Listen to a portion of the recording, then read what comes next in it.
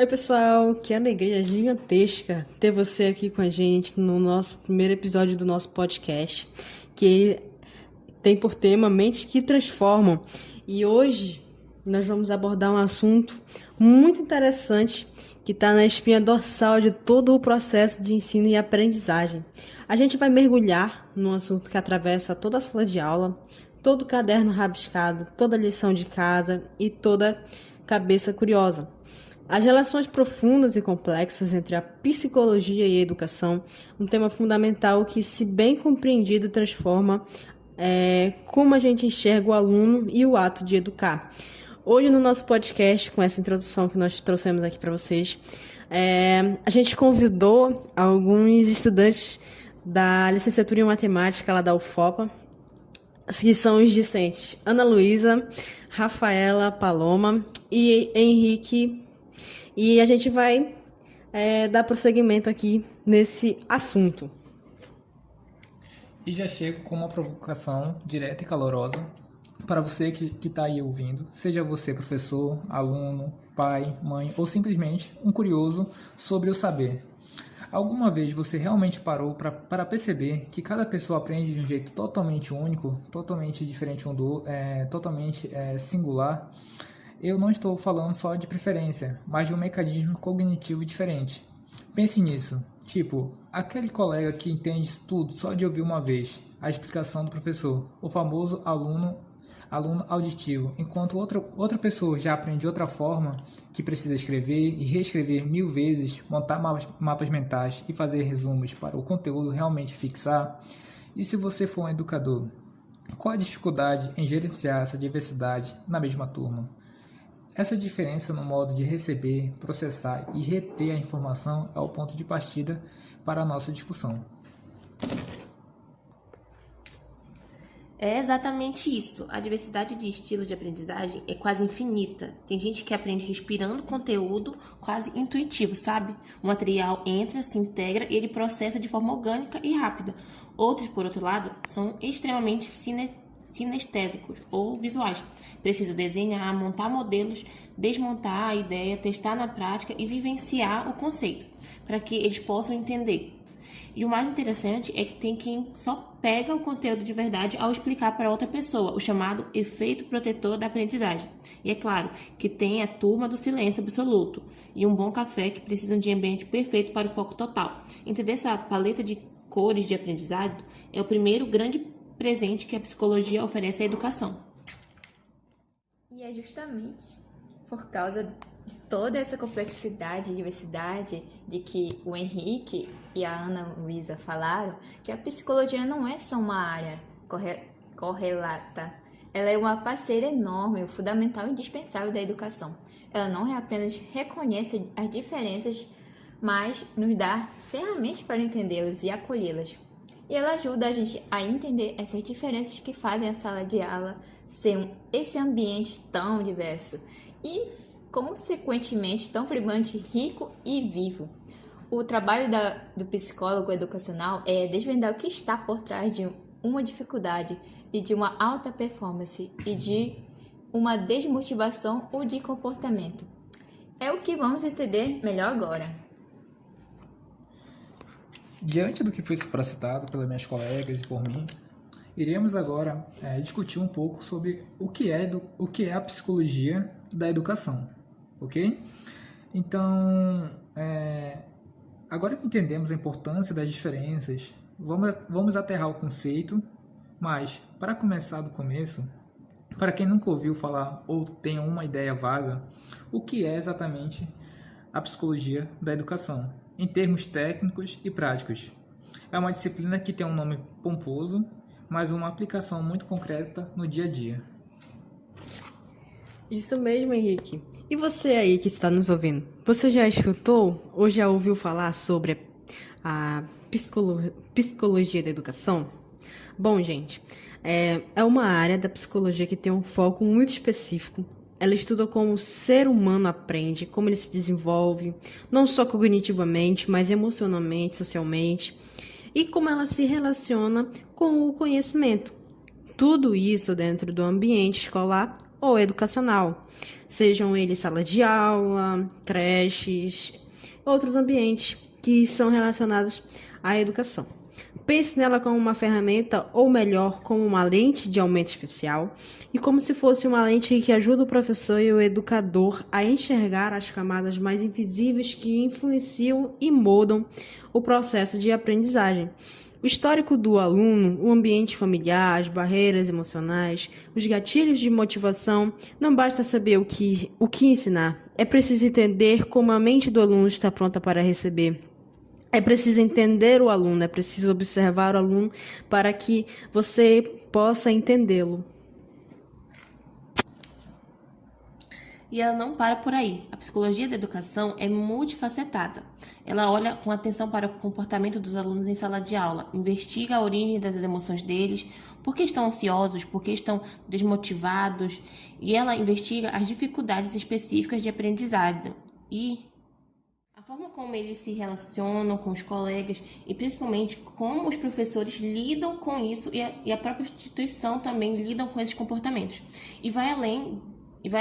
Ela se preocupa com a maneira como o aluno interpreta o mundo, como ele constrói sua realidade e seu lugar nesse ambiente, porque aprender é sempre um encontro íntimo e complexo entre o aluno e aquilo que ele acredita, sente, vive e traz consigo de casa. Então, a casa dele influencia muito. E é uma visão holística do estudante. Holística do estudante. Obrigada, Giovana. Cara, isso mesmo, Ana. Ou seja, para reforçar esse ponto importantíssimo, aprender não é apenas um ato intelectual de observar, absorver e armazenar o conteúdo. É um processo atravessado, moldado e influenciado por uma complexa rede de fatores. Está conectada com experiências de vida, memórias e com afetos que o aluno nutre ou não pela matéria ou pelo professor. Com a motivação intrínseca e até mesmo com um clima emocional geral da sala de aula, um simples pensamento ou sentimento como "tô com medo de errar na frente da turma" ou "não me sinto capaz de fazer isso" já é o suficiente para ativar um mecanismo de defesa no cérebro e mudar toda a trajetória do aprendizado. Naquele momento, a psicologia nos ensina a gerenciar esse clima emocional, gente. Isso é muito importante também para a gente debater depois, né? Tipo, o aluno, ele se sente capaz, impotente, mas nós, como mediadores dentro de uma sala, estamos lá para apoiar o aluno, né? Então, vamos começar a nos aprofundar e, essencialmente, dar um passeio rápido, mais significativo pelos nomes que não apenas contribuíram, mas literalmente construíram e pavimentaram esse campo de estudo tão rico. Eles deram as bases para o que se aplica hoje. E os nossos colegas vão estar abordando aqui e explicando um pouco sobre cada um. Não dá para falar da psicologia da educação sem citar ele, sem começar por Jean Piaget. Claro, ele é o pai do construtivismo e o seu legado é imenso. Piaget, o gigante suíço, dizia que a criança não é um mero recipiente de informações. Ele é um agente ativo que constrói o conhecimento ativamente e, crucialmente, o faz aos poucos, passando por fases de desenvolvimento cognitivo que são geneticamente determinadas e universais. É a chamada epistemologia genética. Essas fases, como a sensória-motora e a operatória, vão mudando sua forma de pensar, de interagir com o ambiente e de resolver problemas. É como se o pensamento fosse se abrindo em camadas, em estágios sucessivos de complexidade, e o educador precisa respeitar e entender em qual camada o aluno está para que o ensino seja eficaz. Isto é, o professor deve respeitar a fase de desenvolvimento que o aluno se encontra para que ele possa introduzir os assuntos que ele está ensinando de tal forma que o aluno consiga absorver esses assuntos da melhor forma possível. E isso é muito interessante, Rick, porque enquanto o Piaget olhava mais para o indivíduo e sua maturação interna, outro gigante que é quase um contraponto complementar é o Vygotsky. É o Lev Vygotsky? Vygotsky. Ai, não sei. Vygotsky, Rafa. Vygotsky. Isso. É o Lev Vygotsky. Continua. Tá bom, continua. É o Vygotsky, gente. Ele trouxe a perspectiva social e cultural para o centro do debate. Exatamente, Rafa. Vygotsky foi um teórico russo que ressaltou com veemência que ninguém aprende de verdade sozinho. A interação social, para ele, não é um mero auxílio. Ela é a grande motor, a força motriz da aprendizagem humana. Aprendemos com os outros por meio da linguagem e da cultura. Daí surgiu a famosa zona de desenvolvimento proximal. E é aquele espaço mágico fundamental entre o que o aluno já consegue fazer de forma autônoma e aquele só consegue alcançar com a mediação do professor, da família e com a orientação ou colaboração de um colega mais experiente ou até mesmo do professor auxiliando. E é um conceito de adimagem ou scaffold. Um contraponto construtivista é que há uma diferença sutil, mas que muda tudo na prática. Enquanto Piaget foca no desenvolvimento individual que precede a aprendizagem, Vygotsky inverte um pouco a lógica ao dizer que é a aprendizagem, a interação, que impulsiona o desenvolvimento. Ou seja, em essência, aprender não é um ato solitário ou individual, é um ato profundamente coletivo, social e cultural. A sala de aula, para Vygotsky, é um laboratório social de construção de conhecimento. Bom, gente, e para a gente completar aí o nosso trio de titãs, completar um trio de guerreiros, a gente também precisa enfatizar a perspectiva diferente e a comportamental Skinner, ele tem um impacto muito prático, grande, especificamente no planejamento de ensino. É isso mesmo, Giovana. O Skinner, um behaviorista radical, defendia a ideia de que o comportamento humano e o aprendizado podem ser compreendidos e, mais importante, moldados por meio da relação de causa e efeito, ou seja, de estímulos e reforços. E a premissa é simples e poderosa. Aquilo que ganha um reforço positivo, uma recompensa, um elogio e uma boa nota, tende a se repetir e se consolidar. Isso influenciou e ainda influencia inúmeras estratégias de ensino que usam feedbacks imediatos e sistemas de recompensas, acompanhamento contínuo de desempenho e a fragmentação do conteúdo em passos menores para garantir o reforço constante. E é realmente incrível como essas teorias, muitas vezes antigas, se materializaram. Agora, para você que está ouvindo a gente aí de casa, qual desses autores você já apareceu na sua escola, na sua vida de aluno ou até mesmo na sua vida profissional, mesmo que ninguém nunca tenha falado o nome dele? Pense aí na hora da prova, na forma como seu filho aprende a andar de bicicleta, na metodologia que seu professor usa. Piaget, Vygotsky e Skinner, eles estão mais presentes na nossa rotina educacional do que parece. Entender seus legados nos dá clareza sobre o porquê de certas práticas. Saindo um pouco da teoria e indo um pouco mais para a parte concreta, vamos buscar elucidar um pouco sobre a psicologia na prática da sala de aula. Tendo essa base teórica, a gente volta os olhos para o chão da escola. Isso tudo é lindo no papel, na teoria. Mas e na vida real? Ela se aplica de forma que dê resultados? Como tudo isso que a gente discutiu, seja por Piaget, ou ainda pela zona de desenvolvimento proximal, que é um conceito ali desenvolvido por um desses teóricos, afetividade, reforço, chega de forma tangível, concreta e transformadora até a sala de aula, até que cause algum efeito positivo no desenvolvimento e aprendizagem do aluno? E essa é a parte que toca o coração do educador. A psicologia da educação é o que realmente ajuda o professor a despertar a consciência de que cada aluno é uma história, um universo singular. Cada um traz um ritmo próprio de processamento, um jeito particular e pessoal de se expressar, de interagir e até mesmo, o mais importante, um modo único de intransferível de construir o próprio conhecimento. Deixar de ver a turma como um bloco só e o primeiro passo é para que eles vejam o aluno como um indivíduo só. Bom, dando continuidade aí nos ensinamentos que os colegas trouxeram, vamos prosseguir com outra vista. O resultado prático disso é a humanização do ensino. Quando o professor absorve essa verdade profunda, ele naturalmente adapta e refina as suas estratégias didáticas. Ele passa a flexibilizar os métodos de avaliação, ele acolhe a dúvida e o erro como parte do seu processo, do processo do aluno. Ele pergunta mais, instiga a reflexão e fundamentalmente julga menos o desempenho do aluno pelo padrão.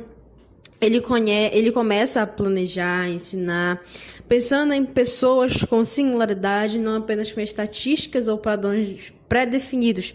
Ele começa a ajudar o aluno, começa a entender o aluno. Então, quando ele começa a entender o aluno, ele começa a ter um resultado muito melhor do que ele tinha antigamente. Ele começa a ver que o aluno começa a se desenvolver bem melhor, começa a se destacar no seu próprio conhecimento, começa a perguntar. E é isso, Giovana, que a gente vê uma mudança radical de postura. Em vez de se frustrar ou de comparar Joãozinho com a Mariazinha, o professor que aplica a psicologia observa a trajetória individual de cada um. Em vez de culpar o aluno pelo baixo desempenho ou pela falta de interesse, ele busca compreender as causas emocionais, sociais ou cognitivas por trás da dificuldade. E em vez de simplesmente pressionar por resultados imediatos, ele orienta o caminho e fornece as ferramentas para o crescimento gradual dele. E a gente pode resumir tudo que meus colegas falaram em uma frase só, que é: ensinar nesse contexto humanizado e psicologicamente formado não é só despejar um caminhão de conteúdo na cabeça do aluno, é acima de tudo criar ponte de conexão, criar um ambiente de segurança psicológica e criar a possibilidade real para que o aluno construa o próprio saber. É um trabalho de incentivar a curiosidade, de lançar desafios que estejam na zona de desenvolvimento proximal, de celebrar cada pequeno avanço, por menor que seja o passo dado. E, principalmente, o papel mais nobre do educador, apoiado pela psicologia, é ajudar o aluno a acreditar inabalavelmente que ele é capaz de aprender, de se desenvolver e de superar seus próprios desafios. Bom, gente, porque no final das contas, o estudante era um ser completo, complexo, indivisível, ele é emocional, é social, é cognitivo, é criativo, tudo ao mesmo tempo. E quando o ensino consegue levar essa totalidade em conta e a aprendizagem não só acontece, ela é verdadeiramente floresce em toda a sua potencialidade. Estamos chegando ao final desse debate. E antes de encerrarmos, vamos fazer um quadro interativo, mito ou verdade. Vai começar um quadro para você aí de casa responder. E aqui no estúdio nós vamos tanto responder e falar se é mito ou verdade e dizer o porquê, se é mito ou se é verdade. E se você tiver alguma dúvida, mande aí no chat, fale pra gente, nós iremos responder com certeza. Foi a hora de um momento mais descontraído, mas com altíssimo valor de aprendizado, gente. Vamos para o nosso momento animado. Mito ou verdade? Preparados aí do outro lado do seu receptor, do seu telefone, para responder as perguntas que irão surgir aqui? Então vamos lá. A primeira pergunta é: todo aluno aprende da mesma forma? Isso aí com certeza é mito. E é um mito gigantesco, porque cada pessoa tem um mundo inteiro dentro da cabeça, com ritmos, jeitos de pensar, habilidades e limitações que são inerentemente diferentes. Forçar todo mundo a aprender do mesmo jeito ou no mesmo tempo é pedir a um peixe para subir em uma árvore ou um pássaro para nadar. É desrespeitar a diversidade natural do cérebro. E outra pergunta: as emoções influenciam na aprendizagem? É verdade. Com certeza é verdade, Rafaela e Henrique. É incontestável, a neurociência nos prova. Quando estamos ansiosos, dormindo, pela tristeza ou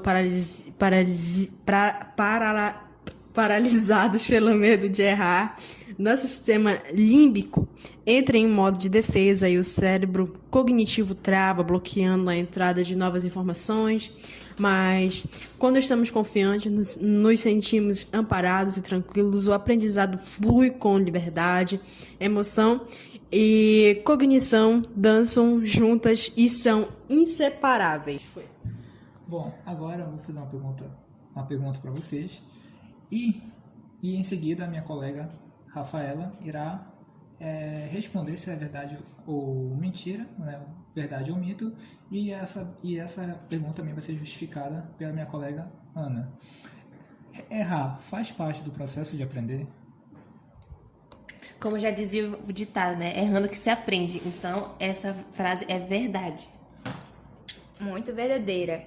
E o erro é o nosso amigo. Não, e o erro é nosso amigo, gente. O erro não é uma falha de caráter ou de inteligência. Ele é um mapa, um diagnóstico precioso. Ele mostra para o aluno e para o professor onde é preciso ajustar a rota, onde insistir um pouco ou onde é preciso tentar de um jeito completamente diferente. Errar não te derruba, te orienta e te torna mais esperto no futuro, gente. Agora, outra pergunta para você responder aí de casa e meus colegas responderem aqui também. Só aprende quem nasce inteligente? Não é um mito pequeno, é um mito gigantesco. Isso mesmo, Henrique. Ele é um mito muito pequeno e, ao mesmo tempo, muito gigantesco. Graças ao estudo de plasticidade cerebral, sabemos que a inteligência não é um bloco fixo, não é algo congelado ou dado no nascimento. Ela é dinâmica, ela cresce e se desenvolve com o estímulo correto, com a prática constante, com o apoio do meio, com as oportunidades que nos são dadas. Todo mundo tem potencial para aprender e evoluir, cada um no seu ritmo e à sua maneira. E aí, conta pra gente aqui no comentário. Acertou quantas? Deu um show de conhecimento ou foi pego em algum mito? Não se preocupa, gente. Se errou alguma, não tem problema. Ótimo, você acabou de aprender algo novo e isso já responde metade da temática do nosso podcast de hoje. O erro gera aprendizado. Bom, gente, chegamos ao final do nosso podcast. Mais nosso primeiro episódio, quem sabe viram outros, do nosso podcast Mentes que Transformam. Hoje recebemos de forma clara e inequívoca que a psicologia e a educação não são áreas vizinhas, elas caminham lado a lado, quase de mão dada, rumo a um objetivo comum, o pleno desenvolvimento do ser humano. Quero agradecer aqui a participação dos colegas que vieram lá diretamente da Universidade Federal do Oeste do Pará, o FOPA, especificamente do curso de licenciatura em matemática. E agora eu vou abrir para eles se despedirem, assim como eu estou me despedindo de vocês também. E como uma última fala minha, para reforçar ainda mais toda a temática do nosso podcast, é que o aluno não é apenas uma matrícula, uma nota ou alguém que está sentado numa cadeira passivamente. É alguém que está cheio de sonhos, que traz consigo histórias complexas, que enfrenta desafios diários como pegar ônibus, acordar cedo, pegar chuva, pegar sol e que possui uma força interior imensa para se desenvolver. E só para reforçar o que já foi falado, né? É nesse momento de consciência profunda que o professor transforma a sua prática. Quando o educador enxerga esse universo complexo, essa totalidade do aluno, o ensino deixa de ser uma mera transmissão de conteúdo e vira um encontro, vira um ato de cuidado, de mediação e, acima de tudo, vira um processo de transformação humana. E você? Seja você aluno, educador, pai, mãe ou futuro professor, também carrega esse poder incrível e libertador, o poder de aprender sobre si mesmo, sobre o seu próprio funcionamento mental e, crucialmente, sobre seu potencial para aprender com o outro. E esse é o legado da psicologia da educação. Bom, para você, nosso ouvinte que está nos ouvindo, eu quero agradecer de coração por ter ficado com a gente aqui até o final. Sua companhia é fundamental. Deixe sua dúvida aí nos comentários para que a gente possa ler e possa estar respondendo aí conforme a sua dúvida, a sua indagação. E se você gostou, deixe um joinha, ative as notificações para não ficar de fora do nosso próximo podcast.